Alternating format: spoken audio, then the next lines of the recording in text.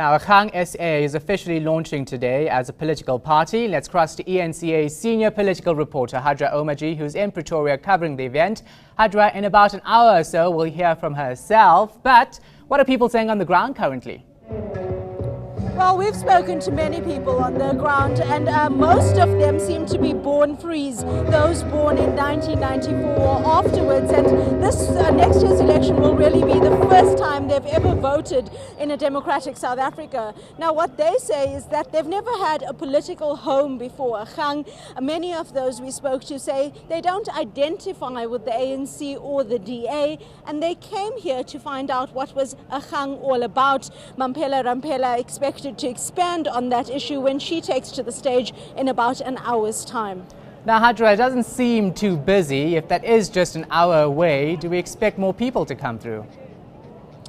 Agang say that they expect 5,000 people on the ground here today. They say 12,000 volunteers have signed up throughout the country. They have targeted Limpopo as well as the Eastern Cape. That's where governance has been a major challenge for the ANC, who have been seen to have not delivered. Corruption also a major issue in those provinces. Now, Agang say 18 buses are still on their way. So far, we've only seen 2 of those buses arrive, and that's why there's a delay to the start time here today. Not unexpected, though, for a political rally. All right. Also, what will be expected is Mamphela Ramphele going on about what she will promise South Africans she can deliver. What are we expecting? Mamphela Ramphele has spent much of the last few months criticizing the ANC as well as President Jacob Zuma around issues of corruption as well as governance and accountability. She says that's why she wants a seat in Parliament, so that she can hold the ruling party accountable. Now, the people we spoke to here say they want to vote for Mamphela Ramphele because they're looking forward to South Africa having their first female president after 1994. As to what the policy direction of Agang is, that is something we still don't know. The only thing Agang has been clear on thus far is that they say they want electoral reform to ensure that MPs and MPLs have more accountability, hold community meetings in the places that they come from every month. They want electoral reform. In terms of other policy direction, it seems they're going in the same direction as the ANC, but Agang is arguing that they think they can do a better job than the ANC and will stamp out corruption.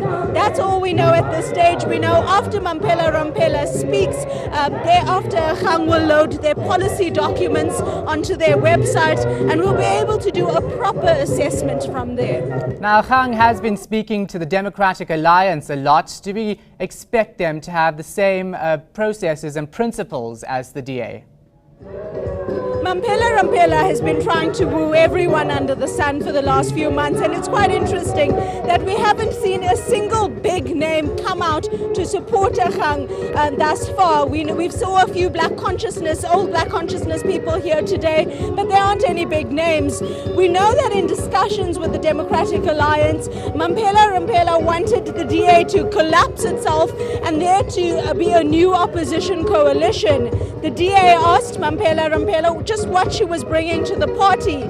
She argues that if she was successful in politics in the 70s and 80s, she will be successful today. She's been traveling around the country trying to mobilize, but electoral politics are not really won in terms of the aerial battle. We saw Cope, for example, have a very successful electoral campaign in terms of the aerial battle, speaking in town hall meetings, being in newspapers, being on TV all the time.